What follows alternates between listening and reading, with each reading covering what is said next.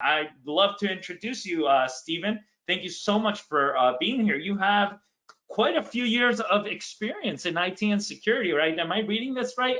A fourth of a century? That's Oh, 25 years. Is that correct? yeah, yeah. I started doing this stuff a very long time ago, and as you can tell by the theme of my slides, I come from a world which had black terminals with green writing on them. So yes, I have been doing this The for quite a original while. dark mode, right? Now everyone went to white screen with black text, and now they're going back to dark mode. But that is awesome. Thank you so much for being here, Steve. I'm sure you're going to do a little introduction about yourself. Again, appreciate you giving back to the community. I know you all are big believers at that security company on Purple Teaming. I know you work with Alyssa, who does the Purple Team podcast, and awesome things you all are doing. I'm looking forward to your talk. Go ahead and take it away. Fantastic, thank you so much. Yeah, I'm Stephen, otherwise known as Stickman, or in my previous life known as Limpet Man. But as my business partner Eliza likes to point out, having once been the world's leading expert in limpet evolution, that really wasn't a job. I do have a proper job now, trying to help make we focus more on the UK, but trying to make business more secure and able to do what they need to do in a way which is secure. As you quite rightly said, I've been in the industry one way or another for 25 years. Started out very much in the technical side of things. As I said, I used to like dark basements with dark terminals with green writing on them, and I still do, given half a chance.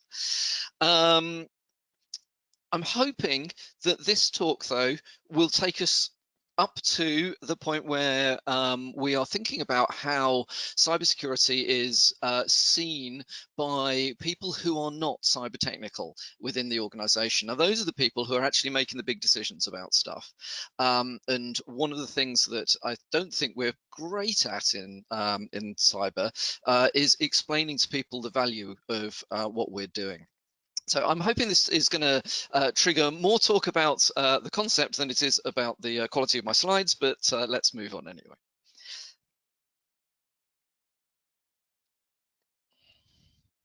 So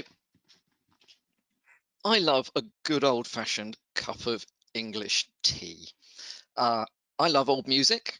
I've got a soft spot for redundant technologies. I'm sitting in a room surrounded with them. I actually own a 1940s telephone. I've got a great passion for old classic cars and motorbikes. And in fact, as you've seen, I'm such a fan of preserving history that I haven't shaved my chin for about 3 years. However, there is no place for nostalgia in cyber defense. We can't afford to risk the safety of the companies that we are looking to help by clinging onto processes that are outdated and aren't working anymore. I think most of the people who are in this conference see the value of purple teaming, or we wouldn't be here. And we understand that this is much more than old-fashioned pen tests. Old-fashioned, restricted, old-school pen tests, I think, need to be made to work better. And the way to do that is by taking a purple teaming approach. Now, the key to all of this is remediation, not just finding things that can be broken and then ignoring them. So I'm going to take you through a tried and tested methodology that we use at that security company. But first of all, I thought we would just talk a little bit about some of the things that I see as being frustrations in the industry at the moment. The predicted cost of cybercrime will be around $6 trillion by 2021. I mean, that's 6 trillion, that's 12 zeros, just so that we know which trillion I mean. But that is a lot of money. Mind you, of course, one could argue that, I got those that stat from the internet, and as we all know, things about statistics and the internet aren't always necessarily quite right, but it's a lot of money that is involved in cybercrime. The investment in cybersecurity in 2019 was about 1.25 billion. Okay. I don't think then that the issue is primarily that nobody's investing in cybersecurity. I think one of the concerns has got to be that we're investing all this money, but we're not actually winning. So cybersecurity testing historically is focused on how to break things. Now, vulnerability management and penetration testing are, they're fine and dandy in their own way. But if they were enough on their own, we'd have seen the results by now. So we need to move on from a situation where we're only looking through one lens. We need to bring together the tools and the teams that will allow us to actually defend our organizations against the people who are really trying to attack us. We also don't help it ourselves by the way in which the solutions are bought and sold in cyber. The number of times, because I've worked on both the the vendor and the customer side over the years. The number of times when people would come to me when I was, looking after sort of IT or cyber in an organization, vendors would rock up and say, look, we have the solution to your problem, without actually asking me what the hell my problem was to begin with. It kind of feels like in cyber, we're where we were in IT sort of 10 years ago.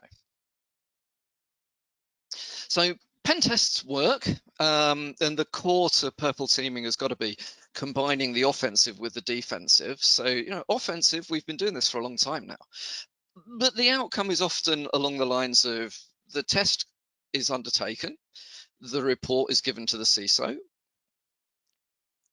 Often that's a blunt instrument to beat up your blue team or your defenders. Quite often these reports contain information which is very difficult for anybody to use in order to defend against those things that they've been compromised by. Internal teams then have to go through the normal hoops in order to move things forward. The pen test's over, all the excitement's finished, and suddenly all this remediation becomes BAU. So they've got get their stuff into change control queues, and they've got to, well, in fact, they even have to start out with, how the hell do we work out what this guy did that broke us? Sorry to any pen testers out there. I know some absolutely brilliant pen testers, but I've also seen an awful lot of terrible ones as well. So months later, the organization may have taken a small step forward, but often we just find that same pen tester comes back next time round and repeats the same test, gets the same results, because we've not invested in doing something with this information. So 80% of cybersecurity is about getting the basics right. Again, statistics, okay, that came from a discussion I had a couple of years ago with Andy France, who's ex-GCHQ, was the director of GCHQ a few years ago. But we were sitting down chatting about stuff and thinking about, well, why is it that things don't appear to be getting better? And we kind of both agreed that most of it is around basic cyber hygiene. But most organizations seem to be focusing on the really clever stuff. They seem to be looking at, we're so bespoke, our requirements are so different to everybody else's, we're going to do something that's really, really clever, kind of, over here, but the attackers are doing basic attacks somewhere else in your organization, and you're not focused on it. So in order to get around that, we kind of need an understanding of who your most likely adversary is as a starting point. Now, I don't just mean APTs. Yeah, of course, well, if they have got their eye on you, you're in trouble. Criminal groups, but we also got fanatical groups, we've got bored kids, and you can't forget your own staff. Internal people may be inadvertently doing things that will undermine the security of your organization. We need to understand then what the tactics, techniques, and procedures are for these adversaries, and we need to focus what we're doing in defense against those tactics, techniques, and procedures. So we're looking to invest in the people, processes, and technology that defend against those most likely attacks. But how? Well, as it happens, we're all in the right conference here. The best way to do that is through purple teaming. But what we've found through the engagements that we've had is that purple teaming also serves another purpose. It can help CISOs, it can help budget holders to optimize their spend in such a way that the value is actually understood outside of the kind of the closed world. So it's kind of like killing two birds with one stone. Although looking at my slide, it seems that I'm probably trying to kill two birds with a slightly burnt Cornish pasty, but don't worry. Oh, actually, do you even have Cornish? Don't worry about whether you have Cornish pasties in the States. You kind of get what I mean. So what are the areas of focus? Well, if we break this down, people, processes, technology, people, if any of you have been responsible for managing budgets, managing teams, people are one of your biggest expenses, but they can also be really by far your biggest asset.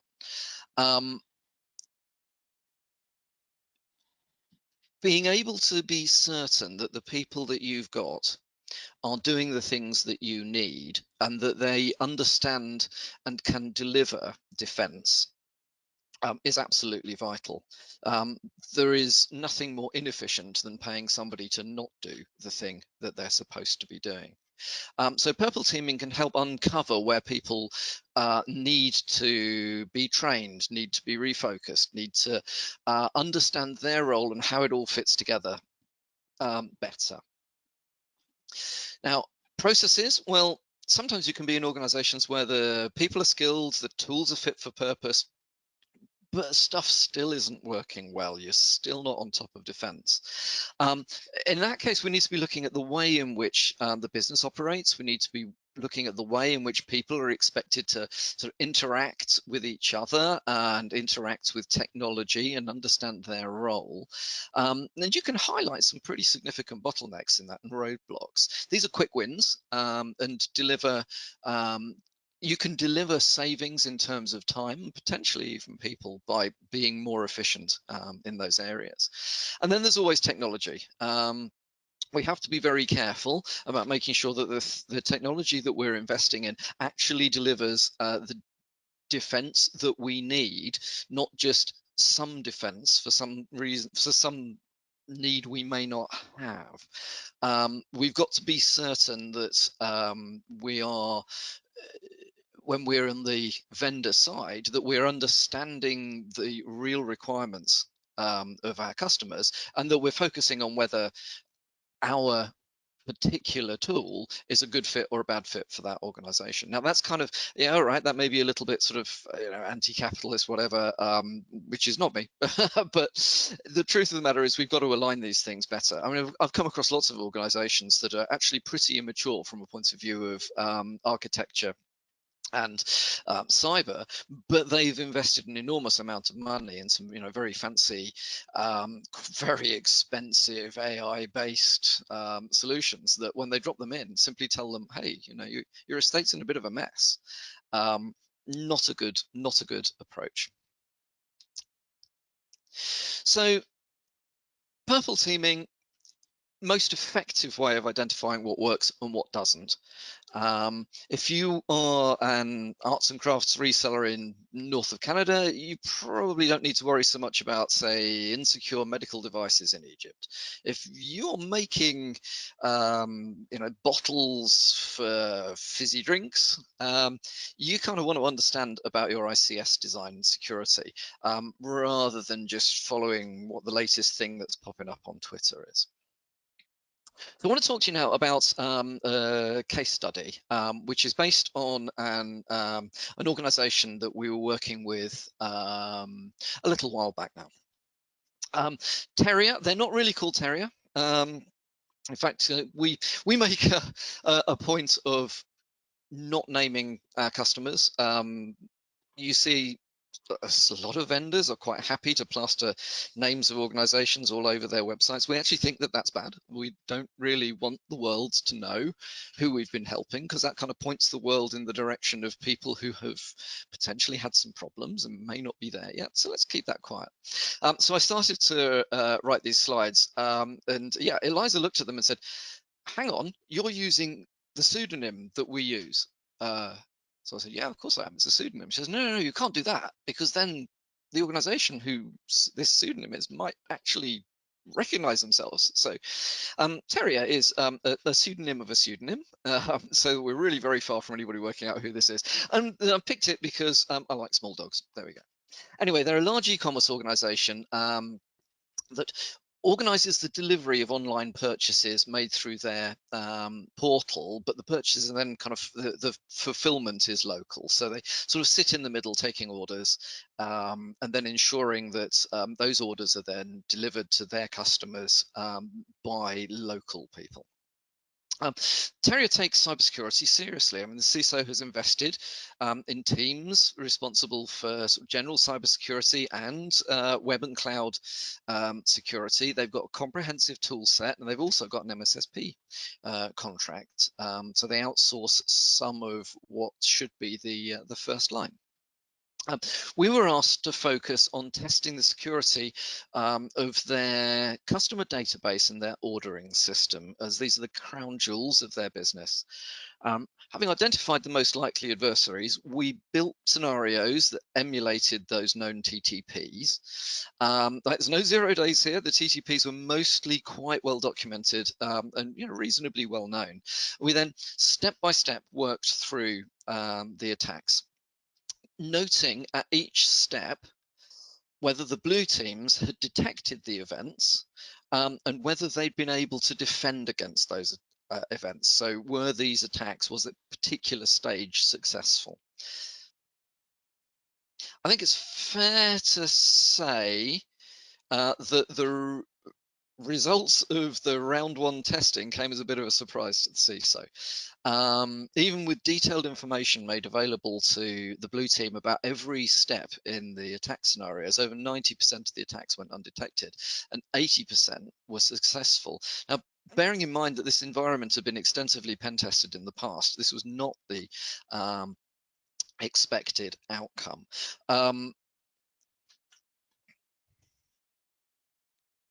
So on the people side, we found one member of the team was doing about 80% of the work. And there was one member of the team that was doing almost nothing. And in between, the rest of them were really unsure when under attack what they should be doing. The MSSP didn't have the right use cases in place, so they weren't able to make the initial triage properly. And equally, they hadn't been contracted for IR, so they weren't stepping in at the beginning or at the the top or the bottom of the process. And consequently, they were missing their SLAs by a long shot. Now, looking at this, having one team member carrying his staff is carrying the rest of the team rather, is highly inefficient. So putting in place things like training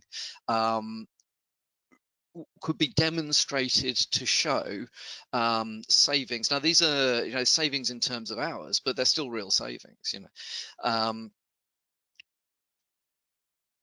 this particular organization was under financial pressure and was looking to make cutbacks. Well, the information coming out of this would enable the particular managers of that area to focus on whether they got the right, particularly one person, whether this was actually the right role for them, and whether they would be better placed and more efficient somewhere else in the organization. On the processes side of things, you'll notice I mentioned that there was a lack of communication between the MSSP and the internal teams. We uncovered this was basically around a process failure. So the MSSP was emailing alerts to the organization, but they were emailing them to a mailbox that the cyber team weren't aware of and weren't monitoring. So pretty much everything that the MSSP was trying to tell this organization got missed. When they did discover things, because the MSSP would, in desperation, start phoning people up and saying, look, we really feel like something is going wrong here. Nobody quite understood on the organization side what they were supposed to do with this information.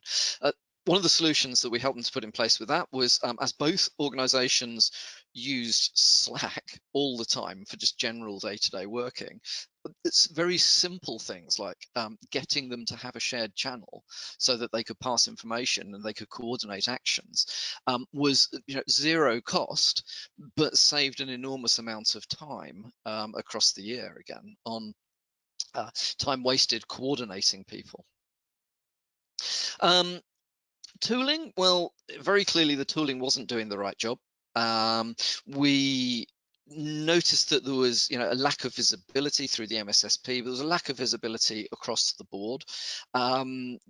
This resulted in a couple of reviews being kicked off. One of them was that the best of breed EDR solution that was in place across the entire organization failed miserably to prevent anything from happening. Whereas Windows Defender, which had sneaked by the build process, it wasn't meant to be in the organization. Nobody actually knew it was in the organization, was actually very successful at defending against the attacks that we threw around once we were inside the organization. So that kicked off a review of whether it was worth saving the money and not continuing with a contract for an EDR tool, when actually there's stuff within Windows which was working better if the processes had been in place to actually deal with that. So pulling that all together, you can see that enabling those savings takes a long time. So this, yes, okay, very firmly redacted, but this shows a sort of 18-month plan that has in it all of those concepts that we've been talking about, layered in such a way that you can actually deliver the savings and the improvements throughout that period. Some things land early, some things land late, but the total approximate savings in this organization was something around 200,000. Well, that's 200,000 pounds. So I don't know what that is in dollars. I can't do that in my head. So how then do we bring this background to getting the boards to take interest in PurpleTeaming? Well, budget, how budget is spent is one of the biggest barriers in cyber defense.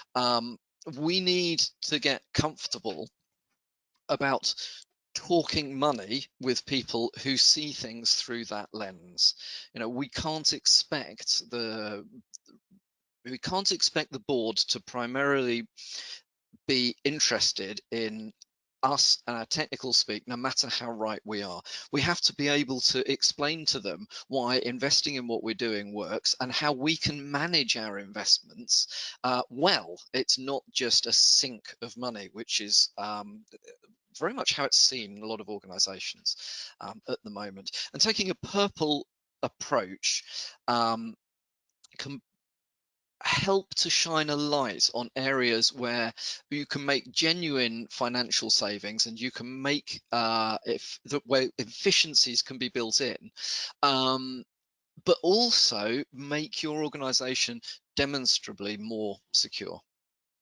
So key takeaways, appreciate I've just run over by a couple of minutes here.